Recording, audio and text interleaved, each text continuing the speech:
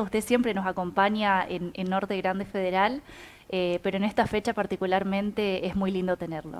Así es, y agradezco la oportunidad para poder encontrarme con la gente, ¿no? A través de este medio de comunicación que sé que llega a tantos lugares del país y de este norte nuestro. Así es. Estábamos hablando recién detrás de cámara, padre, de la fecha esta tan especial que estamos viviendo, que estamos por vivir, que es la Navidad, y que muchas veces nos distraemos con cuestiones que tienen que ver con el arbolito de Navidad, las luces, el Papá Noel, que si bien son lindas, pero todavía no reflejan el verdadero significado de la Navidad.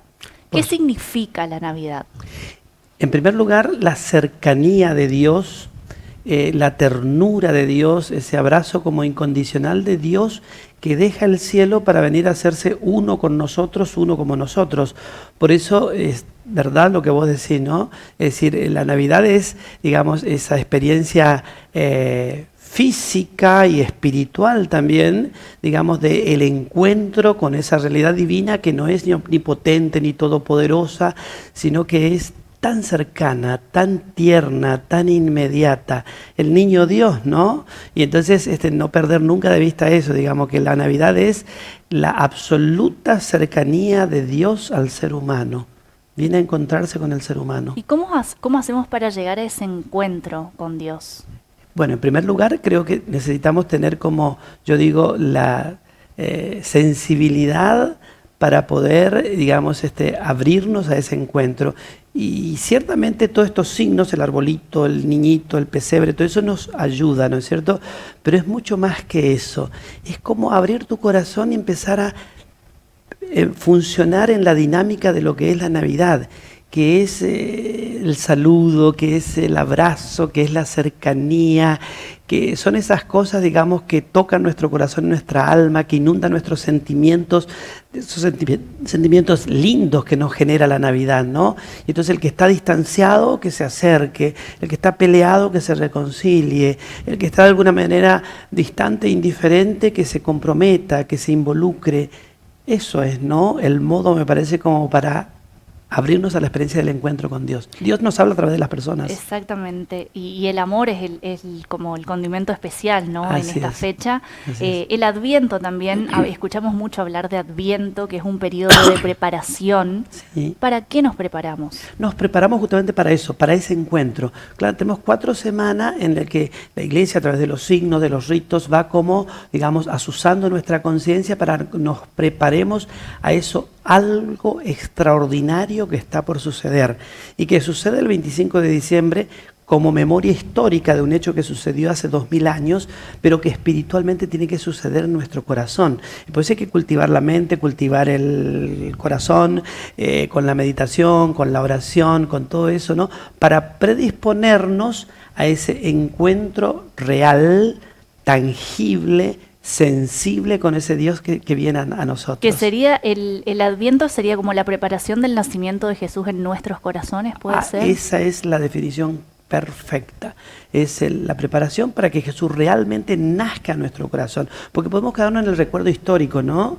Podemos quedarnos en la memoria histórica de un hecho que sucedió hace 2000 años. Entonces está bien el arbolito, levantamos las copas, nos abrazamos, pero realmente eso es Navidad. Cuando decimos feliz Navidad, ¿qué estamos diciendo? Estamos diciendo, alegrate porque Dios nació. ¿Dónde? ¿Hace 2000 años en Jerusalén? Sí.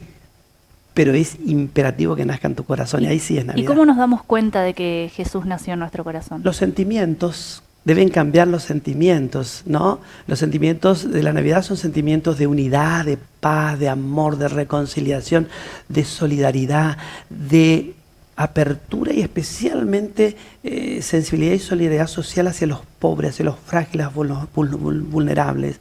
Jesús nació en un galpón, en un lugar donde había vacas, chanchos y camellos, ¿no? Lo más pobre que nos podamos imaginar, ahí nació y era Dios. Entonces también ahí hay como un mensaje, ¿no? La Navidad es también como una apertura y una sensibilidad hacia los más frágiles, los más pobres, porque ese es el lugar que eligió para nacer. ¿Y cómo hace una persona, por ejemplo, que nunca rezó o que nunca fue a la iglesia para lograr esa intimidad con Dios, para lograr tener una relación con Dios? La Navidad no tiene que ver con religión, no tiene que ver con estructuras litúrgicas, con rituales, no tiene que ver con eso. La Navidad tiene que ver con el llamado profundo del amor que está en el fondo del corazón de cada ser humano. Todos tenemos un llamado profundo del amor, ¿no? Todos queremos amar y todos queremos ser amados. Entonces, una persona que no tiene práctica religiosa, que no tiene prácticas rituales ni cumplimiento de preceptos, puede celebrar perfectamente la Navidad si escucha ese llamado interno profundo que lo invita a amar, a dar amor y también al mismo tiempo a recibir amor. Y eso es Navidad. Cuando rezamos, ¿cómo sabemos que Dios nos está escuchando? Mira, son como, digamos, como diríamos, hay distintos métodos, distintos caminos de oración, ¿no? Hay algunos que son prácticas repetitivas, bueno, ¿no? La verdadera oración es conectar tu alma al alma divina. Cuando vos conectas tu alma, ¿no?, al alma divina, ¿qué experimentás? Bueno, en primer lugar, paz, ¿no? En primer lugar, estás agitado, angustiado, deprimido, alborotado. Y algo en tu interior sucede que te calma, que te pacifica, que te serena, casi como si escucharas una voz interior que te dice, calma, yo estoy aquí, te contengo. Entonces, ese es el dato que indica que tu oración está siendo una oración realmente eficaz porque te ha conectado con Dios. Por eso digo, hay muchos métodos, pero el método más eficaz es conectar tu alma con el alma divina. Hay distintos caminos, el silencio, la meditación, una música, o simplemente quedarte en paz, tranquilo, tranquila, quieto, quietita, y buscar esa sensación de encuentro y de comunión con el alma divina. Y eso se percibe, nos damos cuenta cuando eso sucede. ¿Cómo diferencio qué es un mensaje de mis pensamientos y cuál es el mensaje que viene de Dios? Es una pregunta muy interesante, muy interesante. Va como entremezclado, ¿sabes? Va como entremezclado. Pero a mí me pasa que me doy cuenta que ese pensamiento no es mío y que a través de ese pensamiento, digamos, Dios me está revelando, mostrando algo, cuando percibo claramente que se distingue de todos los otros mis pensamientos. Yo digo, esto yo no lo pensé nunca, esto es nuevo. ¿De dónde viene esta inspiración? Yo lo estudié, yo lo miré en una película, lo leí en un libro, no. Y sin embargo, aflora en mí como un pensamiento que va revestido del humano, pero claramente se contradistingue del humano. Me pasa en las grabaciones que yo hago, en este saludo de buenos días o de buenas noches, yo preparo siempre un guioncito, pero lo preparo ahí, digamos, muy entre líneas, pero después yo comienzo a hablar y me doy cuenta que cuando estoy hablando afloran en mí palabras, conceptos, ideas que no son mías. Son de Dios, claramente son de Dios. Y por eso también hay que producir un impacto muy particular en las personas, ¿no? Y cuando te dicen pedir la asistencia al Espíritu Santo, ¿qué quiere decir eso? O sea, nuestra naturaleza es una naturaleza, digamos, frágil, vulnerable, de alguna manera confusa.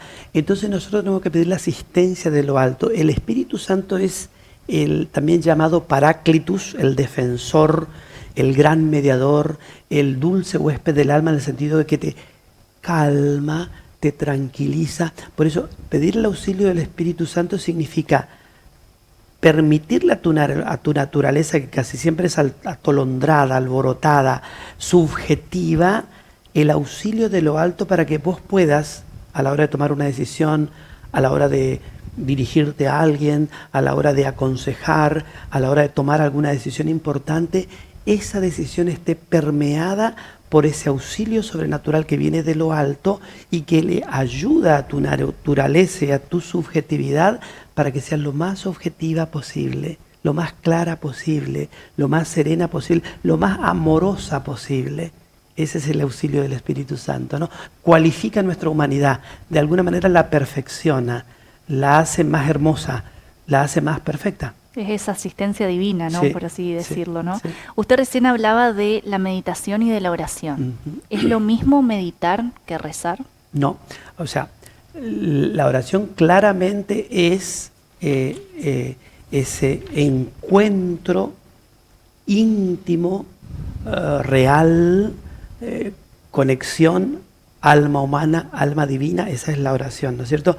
La meditación es lo que tu pensamiento, tu humanidad va percibiendo de esa experiencia, de esa oración, ¿no? Es decir, que hay un momento en el que se entrelazan la meditación con la oración. Totalmente, porque la meditación sería como ir como en profundidad sobre aspectos que vos en la oración vas experimentando, vas viendo, vas notando, ¿no? Entonces la meditación te ayuda como a discernir, a profundizar, a comprender, diríamos, ¿no? Con mayor profundidad eso que estás experimentando en la oración. Padre, ¿y cómo se hace, por ejemplo, hay personas a las que le ha tocado atravesar situaciones muy duras en la vida?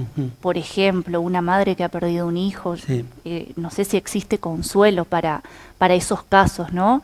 ¿Cómo se le dice a una persona que ha pasado por situaciones tan traumáticas y tan difíciles que confíe en que los planes de Dios son perfectos? Claro, es interesante también tu pregunta. Miren, dicen que el dolor y el sufrimiento es lo que el ser humano instintiva y naturalmente rechaza, porque la verdad que nadie quiere sufrir y nadie quiere, digamos, tener dolores, ¿no? Es lo que instintivamente rechaza. Sin embargo, dicen los grandes maestros espirituales, es el dolor y el sufrimiento el vehículo más óptimo para encontrarte con Dios. Por eso uno debe entender que Dios permite ciertos trances de dolores imposibles en la vida de los seres humanos por algún propósito superior que Él tiene para esa persona, ¿no es cierto? Y que tiene que ver con encontrarse con esa alma, que tiene que ver con, digamos, fundirse con esa alma en el espacio y el tiempo. ¿Qué es lo que nos pasa? Sufrimos y nos agobiamos y nos desesperamos porque nosotros tenemos una perspectiva de la vida espacio-temporal, pero la vida es mucho más que eso. La vida trasciende el espacio y el tiempo. Entonces por eso ahí hay que comprender el misterio de Dios, ¿no? Que permite ciertos sufrimientos en el espacio y en el tiempo, pero siempre en virtud de la eternidad, porque nosotros somos eternos. Entonces a veces tenemos que pasar por esos trances duros de purificación, diríamos, de prueba, para alcanzar a comprender el verdadero sentido de la vida, el verdadero sentido del por qué y el para qué estamos en el mundo, porque la vida continuará. ¿Cómo hacemos para descubrir el por qué y el para qué? El por qué y el para qué, digamos, bueno, ahí sí se necesita, digamos, un reposo de nuestra humanidad, de nuestra razón. Nuestra razón nos juega a veces una mala pasada, porque la razón quiere rápido entender todo, explicar todo, solucionar todo, y no es así. Entonces ahí se necesita como un reposo de nuestra humanidad, especialmente de nuestras capacidades intelectivas, en lo que se llama la confianza absoluta en la providencia de Dios. O sea, yo me pongo en Dios y aunque no entienda, aunque me cueste, aunque esté en este momento en el medio de una tribulación, aunque esto sea absolutamente caótico, esto es una locura, me reposo en Dios y confío, me abandono en Él. Y al abandonarnos en su providencia, comenzamos a experimentar algo que es claramente muy sobrenatural, que te comienza a explicar misteriosamente eso que te está pasando en el tiempo, ¿no? En el tiempo, pero hay que darse ese tiempo, hay que saber esperar y, como decía el Padre Pío, reza y espera. Reza y espera. Hay muchas personas a las que o han tenido experiencias sobrenaturales, como usted ha dicho, o que conviven inclusive con experiencias sobrenaturales. Bueno, tenemos una amiga en común que es Lourdes, que tiene muchos dones muy desarrollados. Así es. ¿Cómo se hace para vivir con eso sobrenatural de manera natural? Es sumamente difícil, pero como es una cosa que te ha dado Dios, eso tenemos que entender, ¿no? Cuando Dios te da a vos una herramienta en función de un... Que son dones, ¿no? Llamados como dones. Son dones para ponerlo justamente al servicio de la comunidad, de los hermanos, de las personas, ¿no?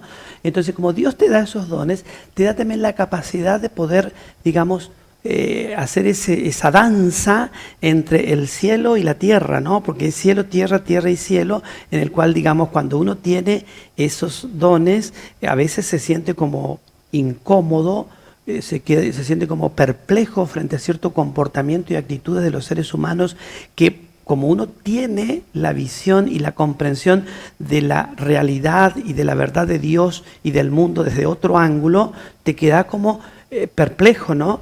Pero Dios te da, digamos, la capacidad de saber, digamos, manejar esos tiempos que yo, como te digo, es un pasaje continuo entre cielo, tierra, tierra, cielo, cielo, tierra, tierra, cielo, sin que te descompongas, sin que pierdas el equilibrio. Pero como te digo, es una tarea no sencilla, pero Dios nos ayuda. ¿Y Dios cómo ayuda. hacemos para descubrir nuestros dones? Mira, esto es así. Hay muchos dones, ¿no? Hay dones que son de índole espiritual, netamente espiritual. Lourdes, por ejemplo, tiene muchos dones que son del espíritu y para trabajar en el espíritu. Pero hay otros dones que tienen que ver con esas capacidades humanas que Dios te da para que vos despliegues en el espacio y en el tiempo con eficiencia, con perfección, con mucha calificación, eso, ¿no? ¿Y cuál? Por ejemplo, te pongo el ejemplo mío porque es el que más me destaca a mí, ¿no? Yo, por ejemplo, tengo el don de la palabra. Ese es mi don y mi talento.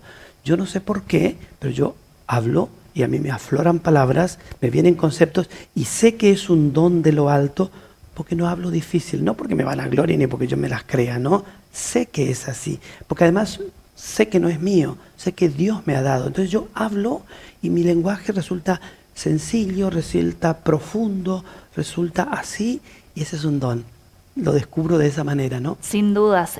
Hace poco me ha pasado de una persona que me habló de usted, una persona que yo no conocía mucho y que me decía que ella se iba a su misa porque yo le entiendo a ese cura cuando me habla, decía. Y es verdad, creo que el don de la palabra que usted dice es con esto de hablar simple, hablar fácil y que el mensaje llegue como tiene que llegar a la otra persona. Eso viene de Dios, ¿no? Nos usa nomás a nosotros somos los vehículos, los medios, ¿no? Pero el talento es justamente eso, Dios pone esos dones y talentos para que nosotros los usemos y nos damos cuenta que no es nuestro, que viene de Dios, por el impacto que produce en el exterior. Por último, Padre, y agradeciendo infinitamente su tiempo, ¿qué significa ser hijo de Dios? Y mira, simplemente esto, tener plena conciencia de que somos amados por Él.